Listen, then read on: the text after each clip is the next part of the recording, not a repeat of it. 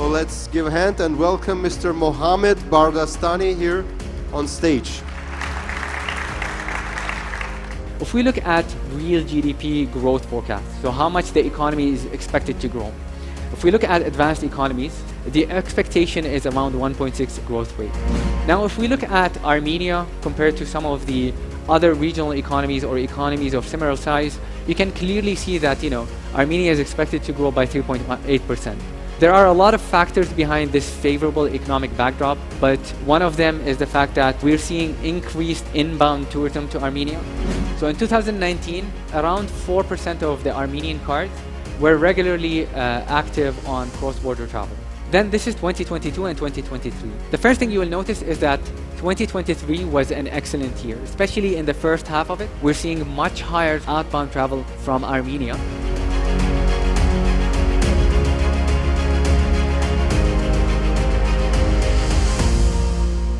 First of all, let me say that it's an absolute pleasure to be here. I mean, Armenia is quite beautiful, and the event is, the energy in the event is absolutely electric. And the speakers, the content has been quite phenomenal. My session, which is called Global and Regional Economic Debrief, it's divided into two main parts. So the first part, I'm going to be talking about some of the economic developments that happened over the past couple of years, as well as what to expect in 2024 in terms of the economic outlook, both for the global economy as well as the region. And one of the key highlights behind that is that, if we look back in the past 2-3 years, some of the dominant themes were high inflation, high interest rates, a lot of talk about recession. As an example, by the end of 2022, the IMF was expecting, 1/3 of the world to be in recession, or 1 in 3 countries to be in recession in 2023. And this did not particularly happen for a lot of reasons. So I highlight some of the factors that changed the narrative from an imminent economic recession to more of mild economic slowdown. So the main factors were the fact that the job market was quite resilient in advanced economies, especially in the EU as well as in the US. Then a lot of people were expecting some energy crisis to materialize in Europe as a result of the Russian invasion of Ukraine, and the fact that many European countries had to reroute some of their energy imports away from Russia. But this did not happen as well, because the European countries managed to reroute their energy imports successfully to other countries, from the US to Qatar to some other countries in our region. And the third factor was the fact that most of 2022, 2021, China, the second largest global economy, was under severe lockdowns and restrictions. And by early 2023, it opened up. So we've seen a significant increase, especially in consumer spending, which tends to be one of the largest contributors to economic growth in any economy. And now when it comes to Armenia, especially if you look at 2024 figures, so what to expect going forward, and especially if you benchmark it versus advanced economies, emerging markets. So if we look, as an example, at real GDP growth, which measures how much the economy is likely to expand. For advanced economies, so think US, Europe, Japan, the average is around 1.6% for 2024. So the expectation is of very flat growth rate. For emerging markets, so think China, India, Brazil, South Africa, it's around 3.6% average growth rate. For Armenia, we have it at 4%. So we're seeing Armenia growing faster than the average for advanced economies as well as emerging markets. And there are a lot of factors behind this. One of them is the fact that we've seen relocation of businesses and migrants from Russia following the war. We've seen very strong results when it comes to inbound tourism in Armenia. So as an example, in the third quarter last year, so July, August, September, there were 800,000 visitors to Armenia. And this is 30% higher than preceding year. So very encouraging results when it comes to inbound tourism. And also we are seeing very healthy rates when it comes to consumer spending. So again, the projection is around 4% growth rate in consumer spending. And early results from this year. So for example, for February, we've seen retail sales in Armenia grow by 28% year over year. So it paints a very good picture of where's the outlook or where things are heading when it comes to consumer spending as well as the economy of Armenia.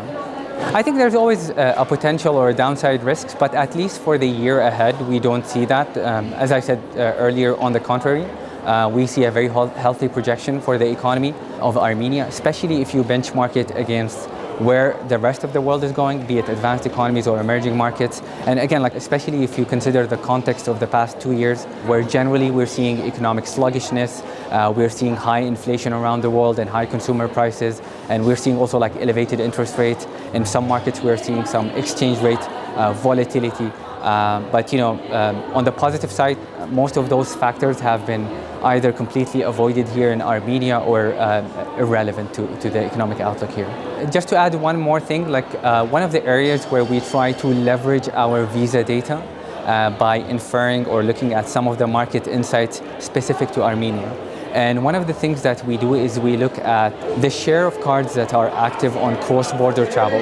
So if a bank card, be it a debit card or a credit card issued in Armenia by an Armenian bank, and they use it in Georgia, as Visa we can see that. So we have a view on travel flows and travel trends. And one of the things that we've seen over 2023, that the share of consumer cards that are active on cross-border face-to-face transaction is rising steadily. And again, even if you compare it to 2019, so pre-pandemic, it's been a generally higher level. So we are seeing very strong results when it comes to outbound travel from Armenia for the consumer side, but also for the business side. So we look also at the commercial cards and the share of cards that are active on face-to-face cross-border transactions, and we've been seeing them steadily rising in 2023. And I think, again, that goes back to the fact of, we're seeing revenge travel. We're seeing more and more consumers as well as businesses embrace the return to travel. So very encouraging results on the travel front. I think generally if we zoom out and look at the region as a whole, CIS, we are seeing encouraging results when it comes to the digital transformation, digital payments, cashless displacement. We are seeing more and more of the transactions moving away from the traditional way of doing business, and instead of me paying cash, I'm using my card, I'm using my wallet. So generally speaking, we see positive trends when it's come to digital transformation, digital payments, as well as the rise of the digital economy in Armenia. I think digital payments certainly plays a very critical role in driving the digital economic transformation in CEMEA. We have a lot of countries in our region that are with visions to move to displace cash, to increase the digitized forms of payments, to raise the share of the digital economy as a percentage of their total economy. And certainly the digital payments is a critical role. And now, especially if you consider the demographics of the region, we are one of the youngest regions around the world. If you look at the composition of age groups in our part of the world in CEMEA versus the rest of the world, we are one of the youngest. And obviously younger generations, they tend to be more digitally active. They use their cards or their mobile wallets for payments and things like that. So I think it's moving in the right direction.